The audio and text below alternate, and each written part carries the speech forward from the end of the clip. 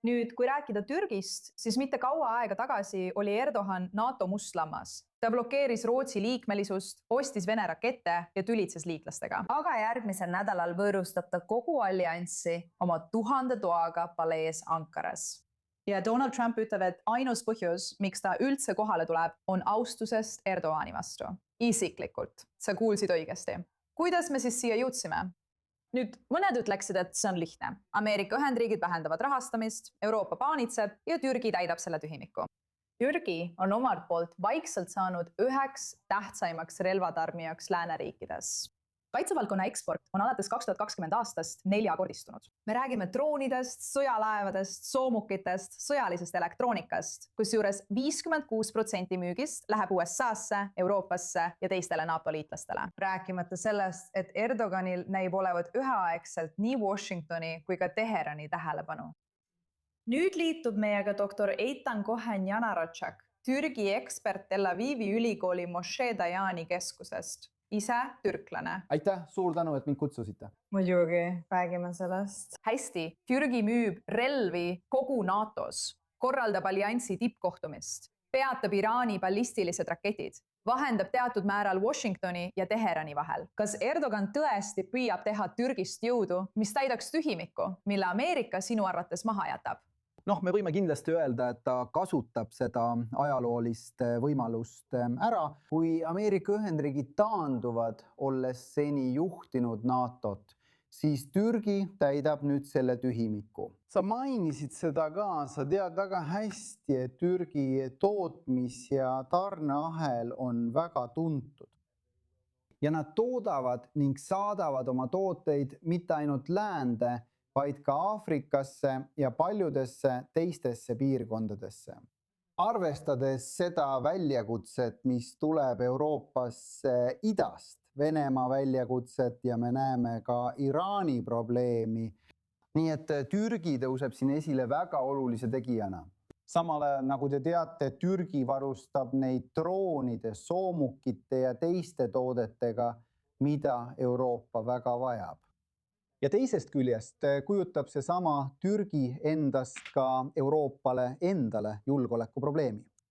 Tahaksin meenutada, et Euroopa Liidu liikmesriik Küprose Vabariik kannatab endiselt Türgi okupatsiooni all alates 1974 aastast.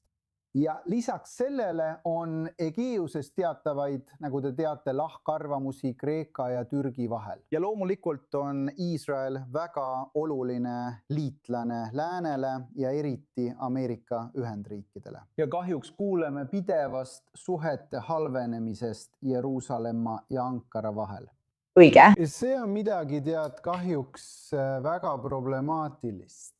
Ühest küljest tead, läänel on tõesti Türgit vaja, aga teisest küljest põhjustab see sama Türgi läänele palju probleeme. See toob meid muidugi Iisraeli küsimuseni. Väga ebamugav. Olen kindel, et me näeme seda siin. Türgi, mis on võimsam, olulisem, asendamatum, nagu sa just ütlesid, lääne jaoks, mida juhib mees, kes on nimetanud sionismi genotsiidseks. Ta on viimastel nädalatel tegelikult kutsunud üles Iisraeli riigi hävitamisele korduvalt.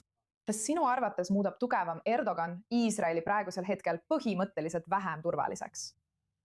Ma tahaksin viidata Erdogani väga olulisele avaldusele aastast 2024. Ta ütles, et nii nagu me tegutsesime Mägi-Karabahhis ja Liibüas, võime me tegutseda ka Iisraeli vastu.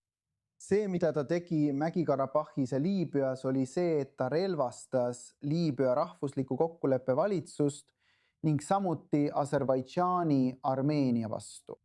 Lühidalt öeldes, minu arvates võib Türgi relvastada Iisraeli vastaseid. Aga ma tõesti ei usu, et vähemalt lühiajaliselt Türgi hakkaks Iisraeliga otseselt vastasseisu minema. Aga tõepoolest, Türgi on palju keerulisem tegija võrreldes Iraaniga. Türgil on NATO võimekus, õhuvägi ja merevägi ning ta on palju moderniseeritum kui Iraan. Täpselt nii. Sa tõesti ei taha Türgiga vaenlaseks saada. Ja las ma ütlen seda väga otsekoheselt. Iisraelil ei ole sellist plaani. Kahjuks näeme seda pingete kasvu Türgi poolelt, kui Türgi siseminister ütleb, et tahaks saada järgmiseks Jeruusalemma kuberneriks.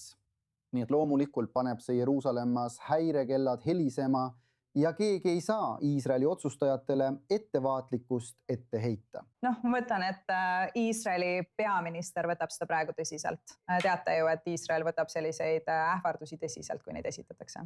Tead, Ruut, ma tahan sind kindlasti sellesse vestlusesse kaasata, sest me peame rääkima sellest, mis toimub Trumpi ja Erdogani vahel kogu selle taustal.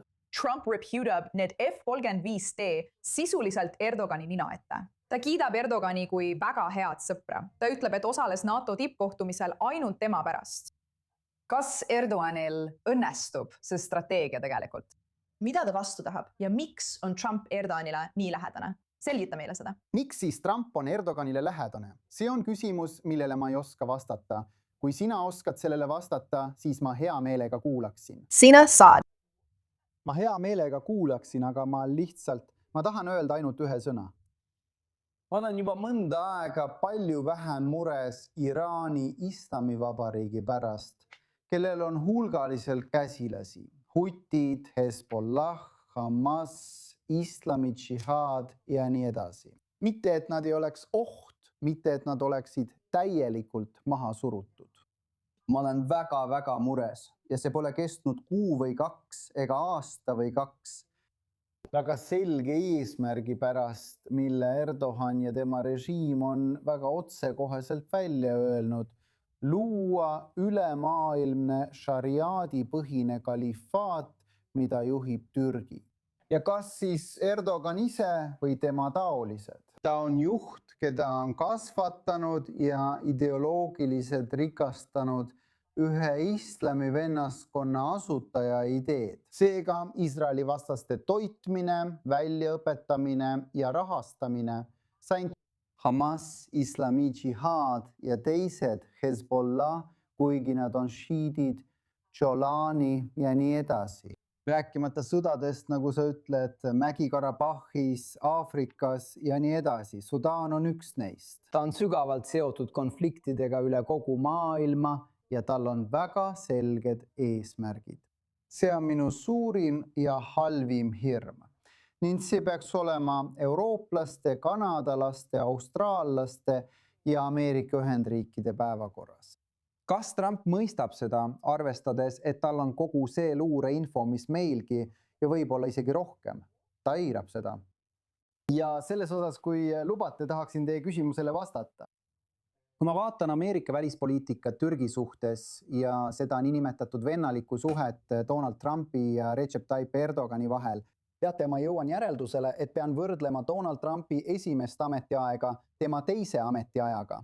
Ma tahaksin meenutada ainult tema esimest ametiaega. Donald Trumpi esimese ametiaja jooksul olime selle tunnistajaks. Ameerika Ühendriigid kehtestasid sanktsioonid Türgi vastu, Türgi kaitseministri vastu, Türgi kaitsetööstuse vastu, Türgi siseministri vastu.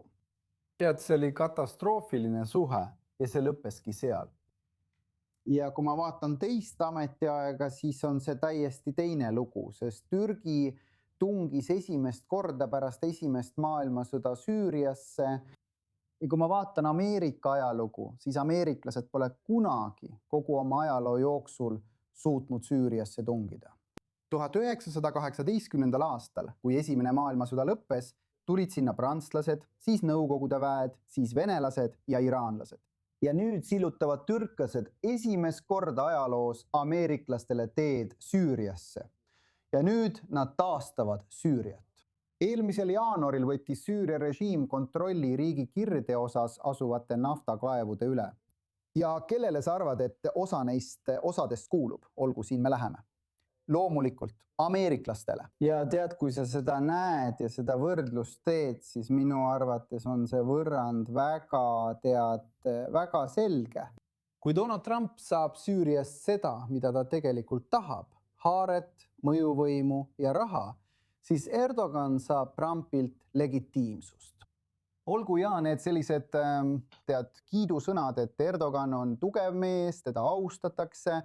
Kui ta poleks saanud Erdoganilt sellist kutset, siis ta ei tuleks Türki. ma mõtlen, olgem ausad. Muidugi ta oleks tulnud Türki mitte Erdoğani pärast, aga see on Erdoğani tasu. Olgu. Hästi, soovin teil mõlemaid väga tänada, et meiega liitusite. See oli tõesti huvitav arutelu. Aitäh!